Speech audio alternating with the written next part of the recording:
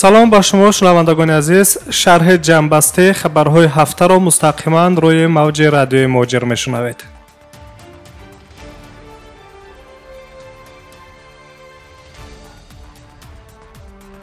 ҷамъбасти хабарҳои ҳафтаро аз тоҷикистон шурӯъ мекунем. бино ба гузориши дафтари минтақавии созмони умуми ҷаҳонии тандурустӣ дар аврупо, коршиносон ва эпидемиологҳои созмони ҷаҳонии беҳдошт ба душанбе рафтаанд. пештар хабар дода шуда буд ки ба тоҷикистон як ҳайати гурӯҳи махсуси созмони умумии ҷаҳонии тандурустӣ иборат аз коршиносони соҳаи тиб ва сироятшиносон ба душанбе ташриф хоҳанд овард. як гурӯҳи коршиносони соҳаи тандурустӣ ва эпидемиологҳо бо дархости ҳукумат даъват карда шуданд ки мақомоти тоҷикистонро дар омодагӣ ба пайдоиш ва паҳншавии эҳтимолии вируси covid-19 дастгирӣ кунанд, омадааст дар хабари дафтари минтақавии созмони умумии ҷаҳонии тандурустӣ дар аврупо. мутахассисони созмони умумии ҷаҳонии тандурустӣ дар аврупо дар тоҷикистон якҷоягӣ бо мутахассисони тоҷик хатарҳо ва вазъиятро таҳлил ва арзёбӣ мекунанд. инчунин дар таҳияи механизмҳои вокуниш аз ҷумла тавоноии озмоишгоҳҳо ва ташхиси дақиқ дар самти муайянсозии вируси covid-19 кор хоҳанд бурд.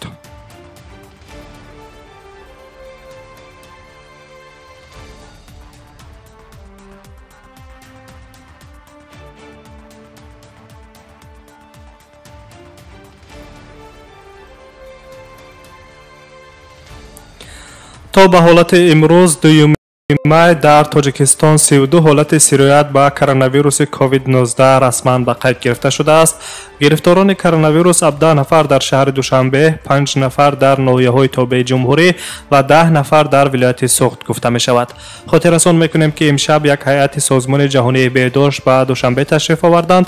пештар хабар дода шуда буд ки коршиносони созмони умумии ҷаҳонии тандурустӣ барои шиносоӣ бо вазъи маҳал ва шаҳрҳо, муассисаҳои тиббӣ ва иншоотҳои муҳими иҷтимоии кишвар ба тоҷикистон меоянд.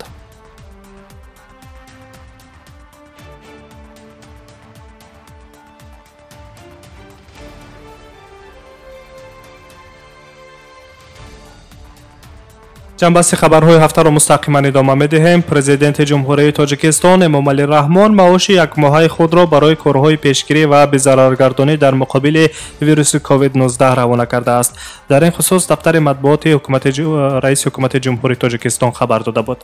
инчунин барои кормандони соҳаи тандурустӣ ва ҳифзи иҷтимоии аҳолӣ ки бевосита дар самти пешгирии вируси корона фаъолият доранд, барои маоши дар баробари маоши моҳонаашон иловапулӣ ба андозаи як маоши дигар изофа мегардад. маблағҳои мазкур дар навбати аввал барои 3 моҳ аз фонди захиравии президенти ҷумҳурии тоҷикистон ҷудо гардидааст ки ҳаҷми ин иловапулиҳо барои табибон 12.4 миллион сомонӣ гуфта мешавад.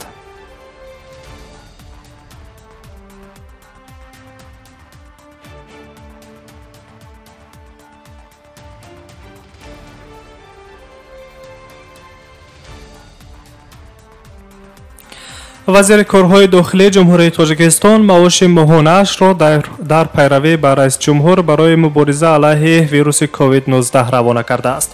ҳайати раҳбарӣ кунандаи вазорати корҳои дохилии ҷумҳурии тоҷикистон зимни машварати алоқавӣ омодагии худро дар самти мубориза ва пешгирии бемории короно иброз доштаанд. طبق معلومات کاتبات وزارت کارهای داخلی جمهوری تاجیکستان، هیئت راهبری کننده این وزارت 50% معاش ماهانه خود را به صورت حساب مخصوص برای مبارزه با ویروس کووید 19 روانه کردند.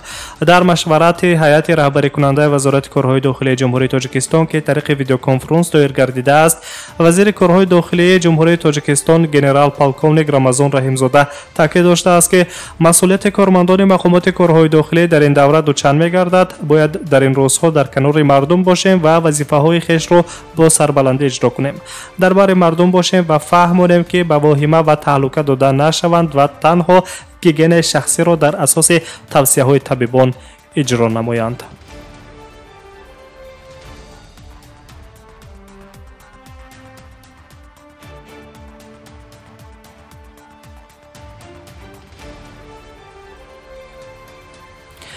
$70 میلیون کمک ببازگشت بانک جهانی به تاجیکستان، اما نه برای کرونا.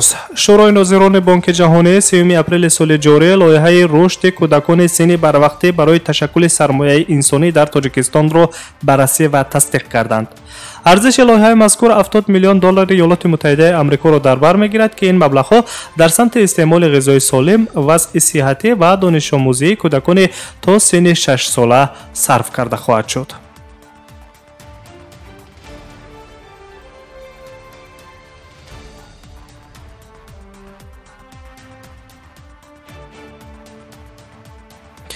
با روسیه نظر میکنیم. در روزهای آخر این هفته معلوم گردید که میخائیل میشوستین رئیس حکومت روسیه با ویروس کووید 19 گرفتار شده است. خبر مذکور در صحبت ویدیویی میخائیل میشوستین با ولادیمیر پوتین تصدیق خود را یافت. حالا از وضع سلامتی میخائیل میشوستین خبری نیست. همچنین معلوم نیست که این مقامدار را در کدام از بیمارخانه‌های مسکو بستری کردند. با کرسی رئیسی حکومت روسیه موقتا اندری بلاوسوف نشسته است. در این خصوص پرزیدنت روسیه ولادیمیر پوتین قرار دخلدار به امضا رسانید.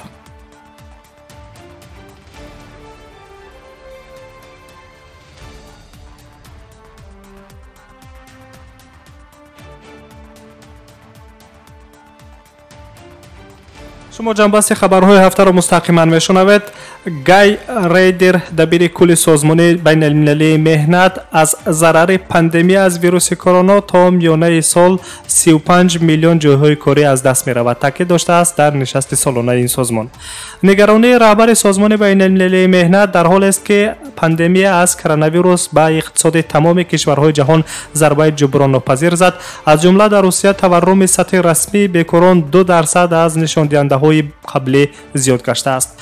در جمهوری هندوستان باشد شماره نفرانی که از ضرر مادی تاج ویروس کار دائمی یا موقتی خود را از دست دادند به 140 میلیون نفر رسیده است که این آمار بیکاری در هندوستان را میتوان با تمام اهالی روسیه برابر کرد. در تایلند نیز جریان از دست رفتن جایهای کاری موقتی و دائمی به نظر می رسد. از روی معلومات تا به حالت 29 اپریل سال جاری در این کشور زیاده از 30 میلیون نفر شهروندان همچون نفر بیکار و احتیاجمند به مقامات محلی و سازمان های کمک رسان عرض کردند.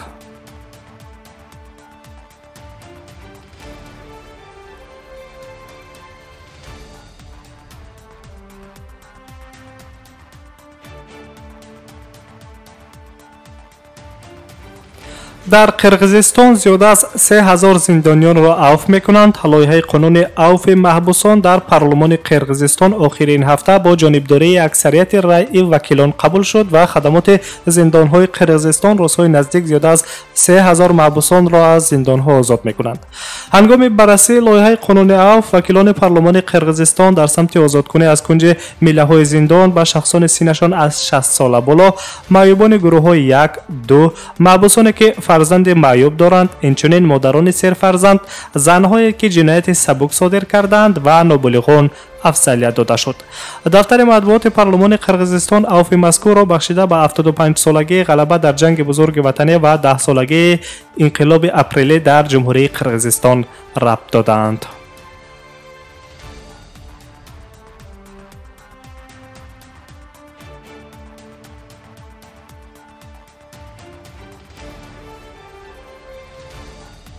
قرقیزستان به پاکستان می رویم. رئیس پارلمان پاکستان به ویروس کووید 19 گرفتار شده است.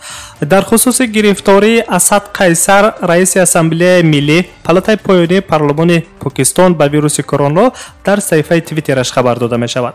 اسد قیصر دومین مقامدار بلندپایه جمهوری اسلامی پاکستان می باشد که در پی خروج این اپیدمی به ویروس کووید 19 گرفتار شدند.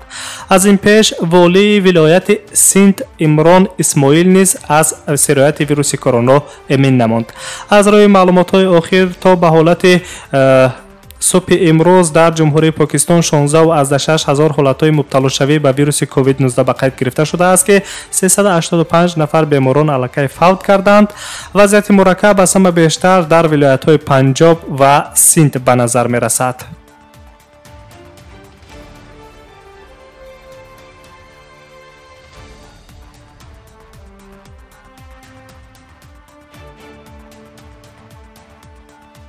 شنوندگان عزیز، شما جنبست خبرهای هفته را مستقیما شنیده استودید.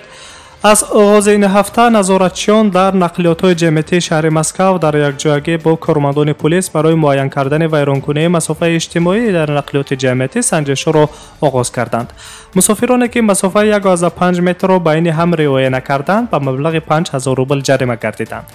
در رابطه با وضع نامساعد اپیدمیولوژی نظارت از بالای اجرای طلبات قرار شهرداری مسکو تقویت داده می شود.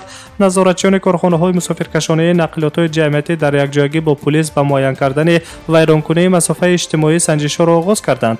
آنها رعایت مسافه اجتماعی نه کم از 1.5 متر را در تمام نقلیات‌های جمعیتی نظارت می‌کنند. خبر داده شده بود از دفتر مطبوعات دستگاه رئیس شهر مسکو.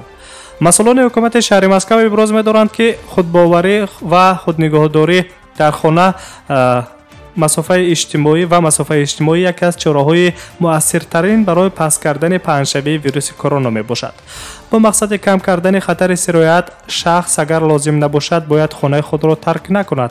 اگر به شهروند لازم باید با یگان سبب بیرون رود به مانند رفتن به مغازه خوراکواری، داروخانه و در داخل نقلات مسافه نه کمتر از 1.5 متر را رعایت کنند. تاکید کرده می شود در اطلاعیه دفتر مطبوعاتی حکومت شهر مسکو.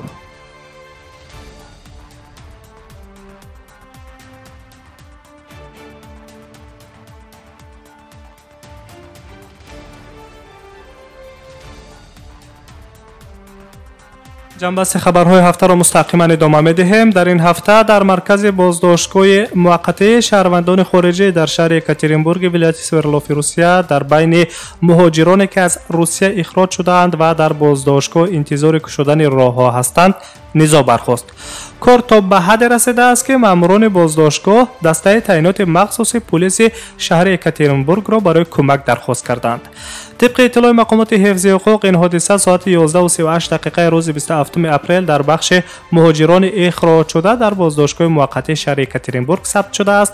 وکالتدار هیئت به حقوق انسان در ولایت سوردلوفسک روسیه تاتیانا مرزلیاکووا که به بازداشتگاه موقته سفر کرده و با شهروندان اخراج شده تماس گرفته است خبر داده است که همه نفرانی که نزاع برخواستند اساساً شهروندان تاجیکستان می باشند. البته از جانب آنها ناراضگی شدید به وجود آمده است. آنها کیها باز انتظار طیاره هستند که به وطنشان برگردند. تاکید داشته است تاتیانا مرزلیاکووا وکالتدار هیئت به حقوق انسان در ولایت سوردلوف روسیه. گفته می شود که حالا در تفریق‌های موقته شهروندان خارجی در شهر یکاترینبورگ 130 نفر مهاجران قرار دارند که 100 نفر آنها را شهروندان تاجیکستان در بر میگیرد. حالا از روی نزاع به عمل آمده در بازداشتگاه موقته شهروندان خارجی در شهر یکاترینبورگ ولایت سوردلوفسک روسیه تفتیش پروکوروری شروع شده. از روی نتیجه های تفتیشات مقامات قرار دخل قبول خواهند کرد.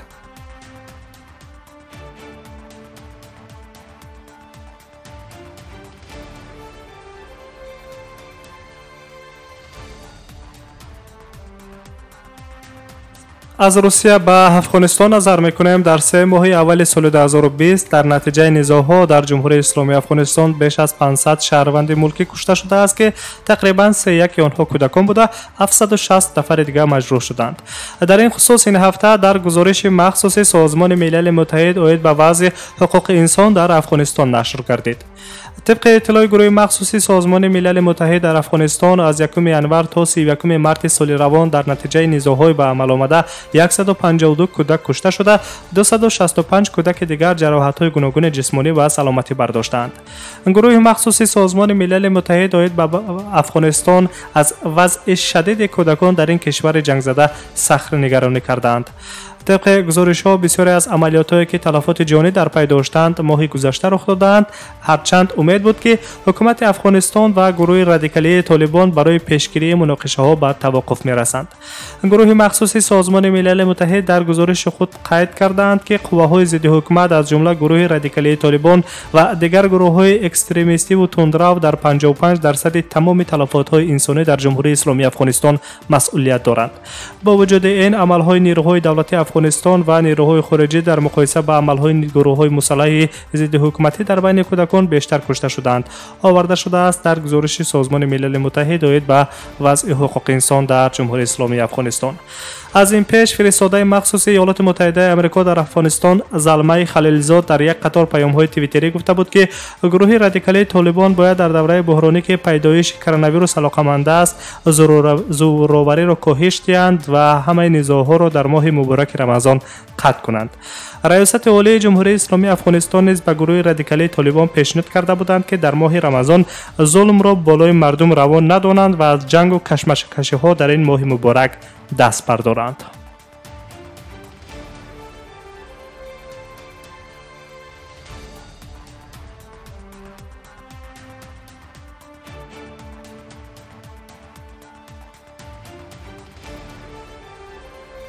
نهم ماه در روسیه پرد آویاسیونی برگزار می شود. این را پرزیدنت روسیه ولادیمیر پوتین در پیام چهارم خود این هفته به شهروندان کشورش پس از سر زدن ویروس کووید 19 اعلام کرد.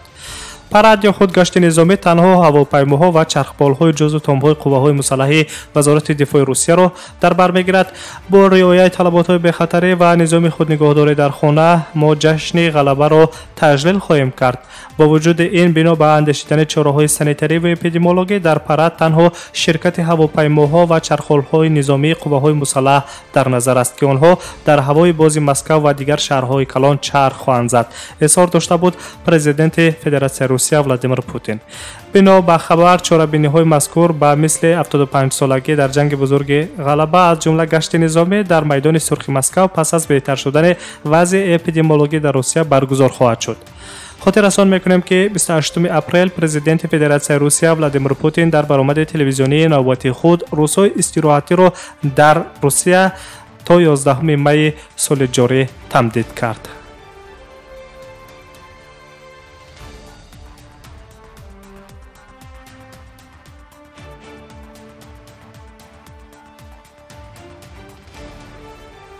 شما جنبست خبرهای هفته را مستقیما روی موج رادیوی موجر میشنوید. محدودیت‌های ورود به روسیه برای خارجیان تا آن زمانی که وضع اپیدمیولوژی کرونا ویروس بهتر نشود باقی خواهند ماند. در این خصوص آغاز هفته مذکور رئیس حکومت روسیه میخائیل میشوستین ابراز نظر کرده بود. اما محدودیت‌های مذکور برای ورود به روسیه به خارجیانی که در تنظیم و نگهداری یک قطار سمت‌های افضلیت‌های جامعه سهم دارند تطبیق نمی‌گردد. رئیس حکومت روسیه اینچنین قید کرده بود که در اول منع ورود به روسیه تا 3 اپریل مقرر کرده شده بود، اما چاره‌های محدود کننده باید دراز کرده شوند چون که وضع امروزه اپیدمیولوژی روسیه این را طلب می‌کند.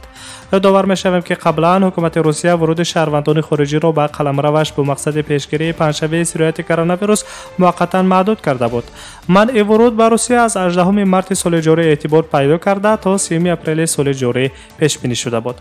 اکنون این نوبت تا کدام سنه مقامات منع ورود خارجیان را به روسیه ممنوع کردند حالا دقیق گفته نمی‌شود.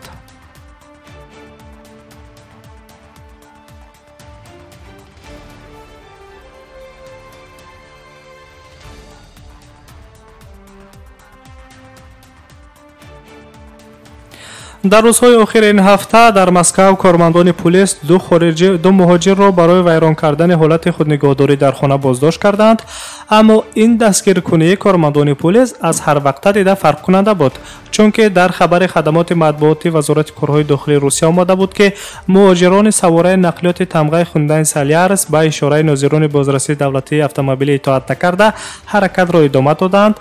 هنگام تعقیب نقلیات مذکور ناظران راه از روی مقررات به راننده چند مرتبه امر کردند که نقلیات را باز دارد، لیکن راننده این همه را نادیده گرفته حرکت را با سرعت بلند ادامه داده است که کارمندان پلیس مجبور شدند که از سلاح خدمتی استفاده کرده با چرخ نقلیات زیر شبهه داشته آتش کشایند. در نقلیات کارمندان پلیس دو مهاجر آسیای مرکزی را پیدا کردند که هر دو با زبان روسی صحبت کرده نمیتوانستند. در نتیجه کارمندان مقامات حفظی حقوق در نسبت راننده اوید دیده دانسته و ایران کردن قاعده‌های حرکت در راه و به اطاعت به کارمند پلیس سند دخل دار ترتیب دادند. علاوه بر این برای هر کدام از مهاجران بازداشت شده سندهای حقوق ویرانکنی مأموری درباره ویران کردن نظام خودنگهداری در خانه ترتیب داده شده. همچنین راننده را به 15 روز حبس مأموری روان کردند.